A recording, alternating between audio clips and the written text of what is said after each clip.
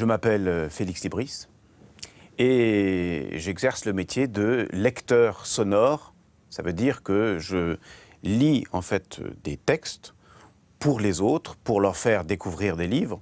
Et un peu comme un musicien soliste va interpréter une partition devant un public, j'arrive et je lis le texte en l'interprétant. C'est-à-dire que je vais essayer d'être en accord avec le style, l'ambiance de l'auteur. Donc, c'est pour ça que j'insiste toujours que ce métier est en fait plus proche du métier de musicien, qui a un rapport plus musical au texte que le rapport avec le comédien. Parce qu'en me voyant sur scène, on se dit, tiens, c'est un comédien, puisque c'est un type sur scène qui parle aux autres. Mais le comédien, c'est quelqu'un qui a envie de jouer un personnage, qui a envie d'être un autre, et qui va donc rentrer sur scène en étant un autre, une image. Il entre en tant qu'image. Tandis que le lecteur, ou le musicien, si vous voulez, il rentre sur scène chargé d'une énergie, concentrée, et c'est quand il va commencer à interpréter qu'on va voir d'autres images que lui. C'est-à-dire le lecteur, en lisant, va faire apparaître le monde qu'il lit, et normalement, on l'oublie. On ne le voit plus. Ça, c'est assez magique. Et ça, c'est vrai quand on l'interprète, et c'est pour ça que ce n'est pas le même métier que comédien. C'est important de préciser, parce que là-dessus, il y a un flou. Et que beaucoup de comédiens, beaucoup de très bons comédiens ne sont pas obligatoirement de bons lecteurs. Et un bon lecteur n'est pas... disons qu'en tout cas, il y a un rapport au texte, mais il n'a pas l'envie d'être obligatoirement un comédien. Donc ce sont deux fonctions différentes, comme un peu pourrait l'être... vous faites médecine, vous voyez, et puis ensuite vous devenez pédiatre ou chirurgien, mais ce n'est pas les mêmes métiers. C'est la même base, on partage les mots aussi, mais la volonté, l'envie, la démarche presque psychologique n'est pas la même. Alors, c'est vrai que, bon, je suis un fils unique, ce qui peut être... j'en suis pas fier spécialement, mais enfin, je suis fils unique, et c'est peut-être une des raisons qui m'a facilité peut-être le rapport au livre. C'était un monde dans lequel on pouvait rencontrer des gens, et même les auteurs deviennent des amis. Hein, on s'attache à un auteur, c'est quelqu'un avec qui on peut dialoguer. Donc c'est vrai que très tôt, il y a eu un amour de la littérature, mais que je gardais un petit peu pour moi, puisque la solitude de l'enfant unique empêche de le partager avec les frères et sœurs. Et spontanément, un jour, je me suis dit assez tôt que ça serait pas mal de le partager. La seule manière de le partager, il m'a semblé, c'est de prendre son livre et de lire ce qu'on aime, par exemple un passage, aux autres, peut dire, tu vois, ça c'est un passage vachement bien, regarde, je te le lis, et ça c'est une bonne manière de donner envie, comme un peu on ferait écouter, encore une fois, un morceau de musique, on dit, regarde, j'adore ce disque, je te fais écouter cet extrait, tu vois, c'est super, et là on donne envie aux gens d'écouter le disque ou lire le livre. Je crois que ça a toujours été présent, et comme beaucoup de choses, on n'en a pas conscience, mais c'est là, caché à l'intérieur, on est avec cette envie. Puis surtout que c'est un métier qui n'existait pas. Donc je ne pouvais pas me dire, tiens, je vais faire ce métier puisqu'il n'existait pas. Mais j'ai à un moment donné, effectivement, comme j'ai fait le conservatoire, j'ai fait comédien un certain temps, et ça m'a permis de me rendre compte que, même si ça me réussissait plutôt bien, j'ai assez vite très bien gagné ma vie, je me suis rendu compte que ça ne me correspondait pas, parce qu'en fait, je n'avais pas envie d'être un autre. Enfin, j'avais envie d'être avec des autres, mais je n'avais pas envie d'être un autre, et je n'avais pas envie d'être une image. Je trouvais ça très troublant. Et c'est pour ça que je comprends bien les comédiens, parce que quand on est comédien, c'est de ça qu'on a envie. On a envie d'être régulièrement un autre. Et donc j'ai pris conscience que ce n'était pas du tout le même métier, enfin, on n'avait pas le même désir. Et je suis allé un jour lire dans des bars. Et je me suis dit, je quitte tout et je vais dans des bars lire des textes à des gens qui sont là. C'est un peu difficile au départ, je ne m'en rendais pas compte, mais imaginez, vous êtes là tranquille à manger, et puis un type qui va vous lire des textes, ça peut être pénible. Moi-même, je n'apprécie pas toujours quand quelqu'un vient jouer un morceau. Bon. Mais ça a été au départ un bon exercice, parce que vous devez réellement faire attention au public. Vous avez un vrai rapport au public, vous devez le convaincre, sans l'énerver, sans forcer, et quand même essayer pour vous-même de réussir ce challenge, c'est-à-dire de lire quelque chose et de leur faire plaisir. Et puis peu à peu, je ne sais pas pourquoi, ça a marché, et les gens ont aimé, le restaurateur a créé un rendez-vous régulier, et puis voilà, j'ai commencé à faire de plus en plus de lectures, jusqu'au moment où on m'a même demandé d'enseigner ça à la Sorbonne. Donc de temps en temps, je vais à la Sorbonne enseigner la lecture à voix haute. Mais voilà, c'est un parcours sur une vingtaine d'années. Alors, quand j'ai fait le conservatoire, comme je vous l'ai dit, enfin, ça me plaisait, c'est passionnant de jouer des personnages, mais encore une fois, ça ne me convenait pas. Et on a l'occasion quand même au conservatoire de faire des lectures. Alors, les lectures des comédiens, c'est pour ça qu'il y a un malentendu là-dessus. C'est qu'au début, quand j'ai commencé, on disait toujours « mais mon pauvre, tu lis, c'est la lie, quoi, lire, c'est pour préparer le théâtre, quoi, c'est pas un art en soi ». Ça a un petit peu changé. Mais ce que j'ai appris quand même, parce que c'est techniquement beaucoup de choses, c'est qu'on apprend sur le texte à travailler des auteurs difficiles. Donc on apprend à dire des vers, par exemple. On apprend à dire ou à jouer le texte de Racine. En tous les cas, il faut le parler et il faut apprendre à donner l'illusion qu'en parlant ce texte, il paraît naturel. Et pour la lecture, c'est un peu similaire. Donc, techniquement, il y a ce fameux rapport au texte qui est qu'il faut le désacraliser pour donner l'impression qu'on est naturel et que c'est la voix de l'auteur, quoi. Alors ça, c'est un travail très long, qui est aussi long que pour la musique. Encore une fois, il faut s'entraîner. Au début, on est faux, on est ridicule, on en fait trop, et on ne comprend pas tout ça. Il y a tellement de contraintes chez tous ces auteurs de théâtre, déjà, rythmiques, syntaxiques, il y a des alexandrins, les vers libres, enfin bon, voilà. Et donc cette base-là, si vous voulez, elle est extrêmement importante. C'est la base classique, d'ailleurs que tous les comédiens n'ont plus, toujours maintenant, mais qu'on apprend presque plus aussi avec la lecture, parce qu'on pratique des auteurs encore plus variés qu'au théâtre. Parce qu'au théâtre, on est pendant 3 mois, 6 mois avec un auteur, tandis que moi, chaque lecture que je donne, c'est en général... j'ai un répertoire très grand maintenant, mais la combinaison des textes est souvent plus variée. On peut se demander pourquoi en France, cette activité est beaucoup moins connue qu'en Allemagne, qu'en Angleterre, éventuellement qu'à Cuba. Puisque vous savez que dans les usines, encore aujourd'hui, de cigares, on lit pendant le travail, à voix haute.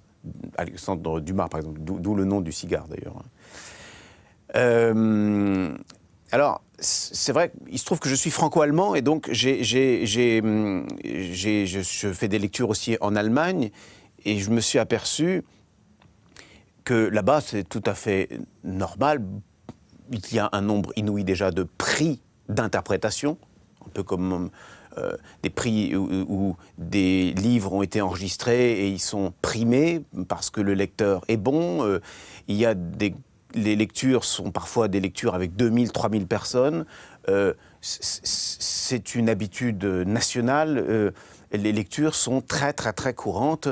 Et quand vous allez dans une librairie en Allemagne, vous avez des pans de murs entiers de livres audio, alors qu'en France, ça a commencé là récemment, ça s'est énormément développé, mais il y a encore 5-6 ans, c'était un petit bac de quelques CD et on rigolait, quoi.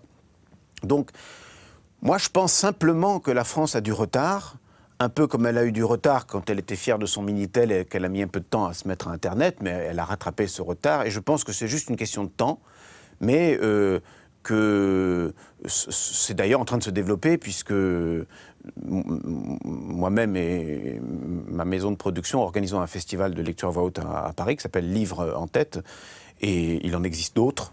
Donc ça commence réellement à se développer. C'est plus quelque chose de si bizarre et inconnu qu'avant. L'autre question, c'est combien on est à faire ça? Alors là,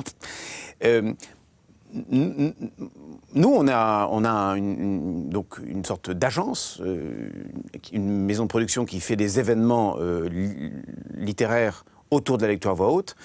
Et nous, entre guillemets, vendons des lecteurs, et j'en suis un qu'on vend, comme une agence qui vend des comédiens. Nous, on vend des lecteurs pour des prestations, et on est, nous, 10-15. On a environ, un petit groupe de 10-15 lecteurs. C'est vrai que dans notre cas, c'est vraiment un métier, c'est vraiment quelque chose qu'on défend. On n'est pas comédien, on insiste là-dessus, comme je l'ai déjà expliqué, il y a une différence. Il y a, si vous voulez, après, c'est devenu un marché. Alors, beaucoup de comédiens, c'est devenu un marché, soyons relatifs, un petit marché, mais enfin, c'est devenu un marché. Beaucoup de comédiens ou de compagnies de théâtre se sont rendus compte que, tiens, on pourrait vendre des lectures, c'est chouette, ça va nous rapporter quelques cachets, et donc ils s'y sont mis. Mais la démarche n'est pas la même, si vous voulez. C'est plutôt aller dans le marché qui est en cours que vouloir faire ça depuis toujours et développer tout plein de choses autour de ça. Nous, par exemple, on n'est pas... Enfin, on ne vend pas de comédiens. Et donc, voilà. Alors, donc, il y en a d'une certaine manière pas mal maintenant, et je pense qu'il va y en avoir de plus en plus. Et la concurrence, c'est très bien, parce que plus il y a de concurrence, un peu comme dans une rue, plus vous avez de crêperies, plus si vous ouvrez une crêperie, plus vous avez de chances d'avoir du monde si vous faites de la qualité. Parce que les gens vont choisir dans la rue, ils ont envie de manger une crêpe, ils vont dans cette rue ce jour-là. Et la concurrence, moi, je trouve c'est très bien. Voilà, donc je sais pas combien on est, mais j'espère qu'on est beaucoup. Alors, c'est vrai que la question qu'on se pose souvent, c'est de quoi vivez-vous?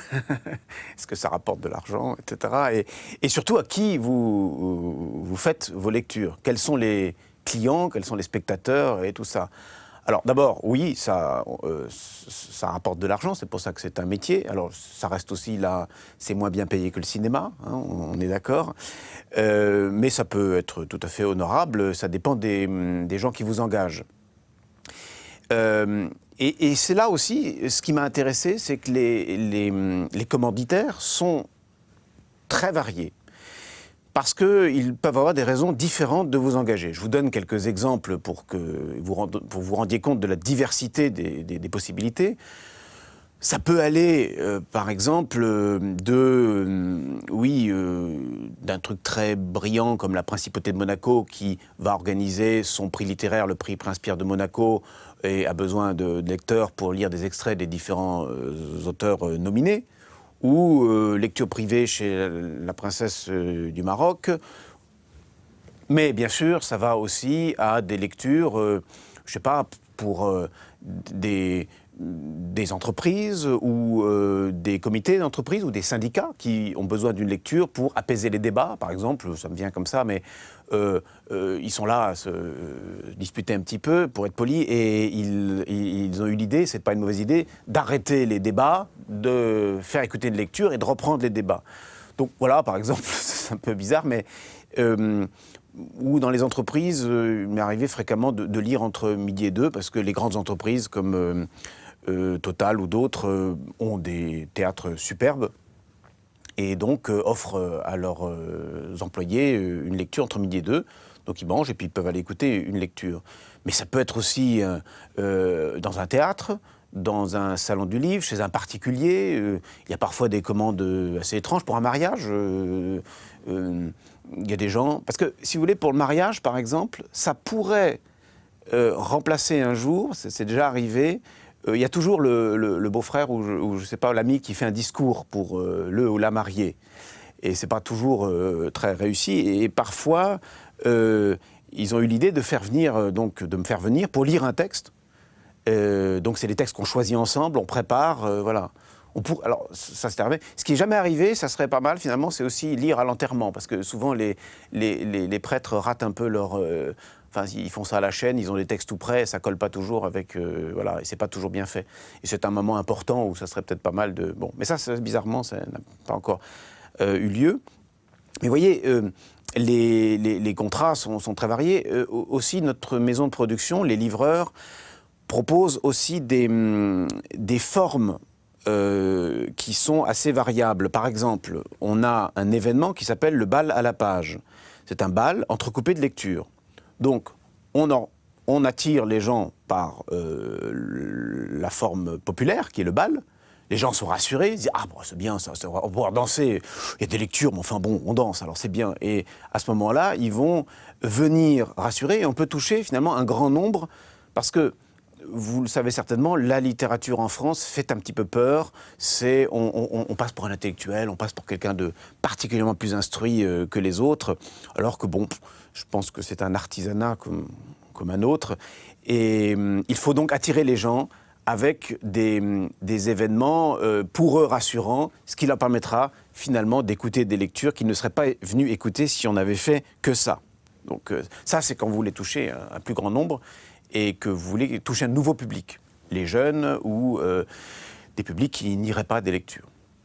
Mais sinon, les commandes sont, comme je vous l'ai dit, extrêmement variées. Je sais pas, commissariat de police aussi, ou voilà, ou au Printemps de Bourges, par exemple, entre deux concerts. Enfin, il n'y a pas de limite, c'est assez simple finalement à mettre en place. S'il y a beaucoup de monde, il faut que la technique suive. Au Printemps de Bourges, par exemple, ils ont la technique, donc s'ils peuvent jouer, s'ils peuvent chanter, on peut faire une lecture. C'est pas ça qui est compliqué pour la lecture. Le faire, c'est simple. C'est un peu comme la photo, c'est d'ailleurs aussi le problème, c'est qu'aujourd'hui, n'importe qui peut faire une photo. Mais alors, être photographe, ça demande un peu plus de travail, puisqu'il faut avoir une culture, je sais pas, de la peinture, de la profondeur de champ, de l'histoire de la photographie, qu'est-ce que c'est le cadrage, le cinéma, enfin bref. Voilà. Donc, lire à voix haute, c'est très facile, d'où une concurrence rapide. Mais le faire vraiment bien demande une formation poussée, sérieuse et classique, et comme pour la musique, du temps, avant qu'on fasse un bon artisan. Alors, ce qui se pose souvent comme question, c'est qu'est-ce qu'on peut bien lire aux différents publics que nous rencontrons. Tout d'abord, justement, ça dépend du public qu'on a. Par exemple, si vous êtes, je dis n'importe quoi, dans un camping, ça arrive rarement, mais supposons vous êtes dans un camping où vous devez lire des textes, vous n'allez pas commencer par lire une heure de la recherche du temps perdu de Proust. On va attirer les gens par des choses peut-être simples, faciles d'accès, mais de qualité, de bonne facture littéraire. Je sais pas, ça peut être les sublimes paroles des Idioties de Nasreddin, ou en tout cas plutôt des textes courts. Et peu à peu, on va les rassurer que le fait de lire à voix haute, c'est pas grave. Et une fois qu'ils sont là et qu'ils écoutent, on peut passer à autre chose. Ça, c'est quand on est libre de lire ce qu'on veut. On vous a engagé pour faire la lecture, ce que vous voulez. Ensuite, on peut vous demander autour d'un thème. Par exemple, ça peut être pour un prix littéraire. Alors ça, c'est pas un thème, mais c'est par exemple des livres bien précis. Et vous allez devoir choisir des extraits de ces livres. Donc le travail aussi du lecteur, en tout cas moi, je demande toujours à choisir moi l'extrait, parce que c'est mieux, parce que je me rends plus compte de ce que ça va donner. Et vous avez donc un temps très court pour lire un extrait du livre, pour le faire découvrir. Et ça, c'est vrai que je suis toujours surpris, mais en France, on parle plus des livres qu'on ne les fait entendre, tandis que pour la musique, le cinéma, pour n'importe quoi, on montre des images, on fait écouter le son, et il n'y a que pour la littérature qu'on ne fait qu'en parler. Alors ça aussi, c'est donc l'occasion, dans ces cas-là, de faire découvrir ce qu'est le livre, ce qu'il contient, quoi. Et je disais tout à l'heure, il y a les thèmes, donc on peut avoir des thématiques. Alors ça, soit je peux en proposer, ça peut être des thématiques très larges, comme l'amour, le polar, l'aventure, mais ensuite, il y a des demandes particulières. Je sais pas, par exemple, une fois, on a vu quelqu'un qui voulait lire, qui on remettait la Légion d'honneur, et voulait donc des textes sur les médailles. Donc il fallait trouver une série de textes qui parlent des médailles, mais plutôt des histoires qu'une analyse de la médaille, vous voyez. Ensuite, ça peut être un spectacle en soi, où on décide de faire découvrir un auteur, par exemple, de lire Beckett, Proust ou Chateaubriand. Et là, on rentre dans on va dire, dans une autre dimension, qui est là vraiment la dimension de la musique classique. C'est que vous allez devoir proposer au public une interprétation de ces grands auteurs, en réfléchissant d'abord comment il sonne, quel est le rythme, et de le faire découvrir dans sa musique particulière. Et ça, c'est quelque chose, quand on écoute, qui ne se fait pas encore beaucoup en France, parce qu'il y a une grande tendance, mais là c'est peut-être un peu long à expliquer, une grande habitude en France de lire neutre. Alors, je pourrais vous expliquer pourquoi, mais je ne pense pas qu'on ait le temps. Mais en fait, la lecture neutre, ça ne fonctionne pas sur plus de 3 minutes, parce que au bout d'un moment, on n'écoute plus. C'est comme si vous demandez à Rostropovitch de jouer Bach neutre. Vous voyez, on ne voit pas pourquoi ça serait intéressant. Mais ça, à la radio, dans beaucoup de demandes, c'est encore là. Il faut lire à plat, parce qu'on prétend que c'est là que vous allez entendre mieux l'auteur.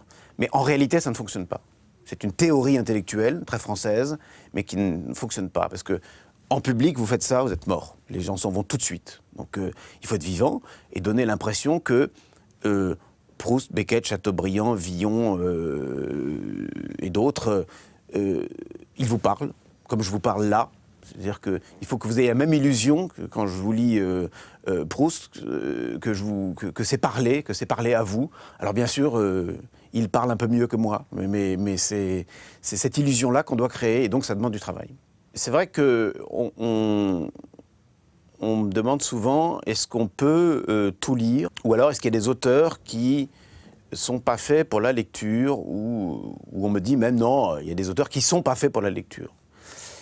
Alors, bon, moi je pense que tout grand auteur, c'est-à-dire ceux qui ont inventé qui ont une invention langagière dans leur style, c'est-à-dire qui ont formulé les choses d'une nouvelle manière musicale, sont lisibles à voix haute, puisque justement il y a de la musique derrière, il y a une volonté rythmique, et que donc on peut le faire entendre. C'est pas facile, il y a des auteurs qui sont difficiles, Mallarmé par exemple est vraiment difficile, peut-être plus difficile que Proust, parce qu'il y a une complexité. Mallarmé, puisqu'il se base beaucoup sur l'anglais, enfin, Mallarmé, j'avoue que je n'ai pas encore abouti. Hein. Mais Proust, qui est déjà très difficile, ou Beckett, qui est un rythme complètement différent, ou Flaubert, dans Madame Bovary, tout est pensé sur le plan sonore. Hein. C'est fait pour la lecture à voix haute. D'ailleurs, tout le monde le sait, il gueulait lui-même ses textes dans son gueuloir. Donc, c'est fait pour être mâché, et on l'entend à l'écriture quand on lit. Alors, ce sont des auteurs qui, je pense, sont faits pour être lus à voix haute parce qu'ils l'ont voulu ainsi. Ceux qui sont pas faits, ce sont, je dirais, un mauvais auteur, c'est-à-dire quelqu'un qui écrit mal. Je vais vous donner un exemple, parce que je ne vais pas faire de tort à l'édition, ils ont déjà vendu les livres. Le Da Vinci Code, par exemple, c'est en fait très mal écrit. D'abord, c'est mal écrit, c'est mal traduit, et à le lire à voix haute, c'est là qu'on se rendrait compte que c'est mauvais réellement. D'ailleurs, l'éditeur me l'avait dit, on ne peut pas vous engager pour le lire à voix haute, on ne va pas le faire parce qu'on va se rendre compte que ce n'est pas bon. Et alors là, donc, il y a des auteurs qui n'ont pas intérêt à être lus à voix haute parce qu'on entendrait le néant qu'il y a à l'intérieur. Donc voilà, ça c'est à mon avis. Et puis il y a parfois des auteurs très simples, des auteurs populaires, très sympathiques, mais qui écrivent en fait très bien, ou qui ont l'air simples. Par exemple, Raymond Gary, Romain Gary, qui écrit de manière très simple en apparence, mais cette simplicité est une finesse, ça coule, c'est rythmé, etc. Bon, ça paye pas de mine comme ça quand on le lit, comme ça visuellement, mais après on s'en rend compte en mâchant les mots. Hein. Il y a des textes que j'ai pas envie de lire. Alors, c'est-à-dire que c'est des textes que j'ai déjà lus et je sais que j'ai pas envie de faire. Enfin, par exemple, j'aime pas Philippe Delerme. Je trouve ça. Je l'ai lu en sa présence d'ailleurs, mais je trouve ça vraiment. Je trouve ça pauvre. Je crois pas à cette simplicité-là, vous voyez. Et puis, en même temps, il n'a pas besoin de moi pour vendre ses livres.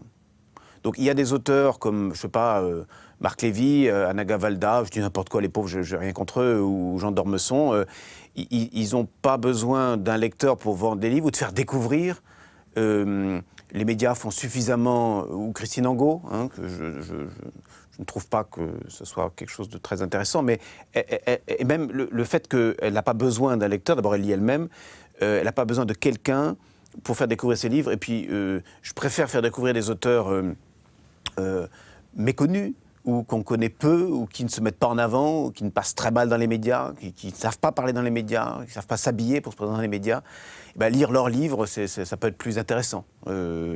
Donc, je pense notamment, puisqu'il faut des noms, un auteur qui s'appelle Philippe Garnier, qui est édité chez De Noël. Il a écrit quelques livres, j'ai découvert ça cet après-midi, et c'est vraiment extraordinaire, par exemple. C'est un auteur, c'est un monde à part. Ouais. Une lecture se termine de deux manières, soit vous faites un bide, soit vous avez un succès. Enfin non, il y a aussi l'indifférence, mais ça c'est évidemment le pire. Mais dans ce cas-là, on arrête le métier. C'est pas. On va dire, il m'est arrivé effectivement d'avoir des gros bides. Je crois que ça arrive. Il n'y a pas d'artiste à qui ça n'arrive pas. Et j'ai souvenir effectivement d'un truc assez cuisant. J'étais à Antibes et j'étais avec mon ami de l'époque qui me dit « Viens, tu vas faire une lecture dans un des restaurants pour Noël. Ils seront contents de le faire. » Alors, effectivement, je propose, et ils étaient ravis qu'ils puissent proposer une lecture pendant le dîner. Et là, c'est vrai que c'était une catastrophe parce que j'ai d'abord, mal choisi mon texte. J'ai lu un texte de Villiers de l'Isle-Adam et je n'avais pas fait attention à qui il y avait dans la salle. Et c'était notamment les employés d'un magazine porno qui étaient là pour fêter Noël et dont je ne connaissais pas le métier, mais c'est vrai qu'ils en étaient tellement effrayés de cette lecture, d'abord, je pense, agressés, et qu'ils se bouchaient les oreilles. Alors bon, ça, je peux dire que c'est un bide, oui, parce que si les gens se bouchent les oreilles, c'est que là, vous avez atteint le sommet de quelque chose. Et bon, après, les réussites, c'est vrai qu'on garde pas mal de bons souvenirs, c'est plus personnel. Les bides sont plus drôles à raconter, hein. Raconter comment ça marche bien, ça n'intéresse pas grand monde. Mais notamment, il y a une chose que je voudrais dire, c'est que je fais depuis quelques années des masterclass de lecture, c'est-à-dire où je lis des textes et je commente, je fais un peu comme ici, c'est que j'explique comment je vais interpréter le texte et ensuite je l'interprète. Et je fais ça dans le 20e arrondissement, dans une salle dans la rue Saint-Blaise, dans un théâtre, et il n'y a que des gens du quartier. Enfin, il y a un mélange de gens du quartier, donc assez pauvres, parfois des gens qui n'aiment pas la lecture et qui viennent simplement parce qu'il y a un grand travail dans ce théâtre de proximité du quartier. Donc on fait venir les gens, on leur dit essayez, venez. Et peu à peu, j'ai créé un lien avec ces gens, je leur parle. Je crois qu'ils viennent parce qu'ils m'aiment bien. Et du coup, je leur lis ce que je veux, et que ce soit Proust ou un polar ou n'importe quoi, ils apprécient et ils écoutent de mieux en mieux. Et c'est peut-être eux qui ont la plus fine connaissance de ce que peut être une bonne interprétation ou non. Et ça me fait plaisir chaque semaine où je vais là-bas. Ça, c'est pour moi encore aujourd'hui une grande réussite et j'espère continuer.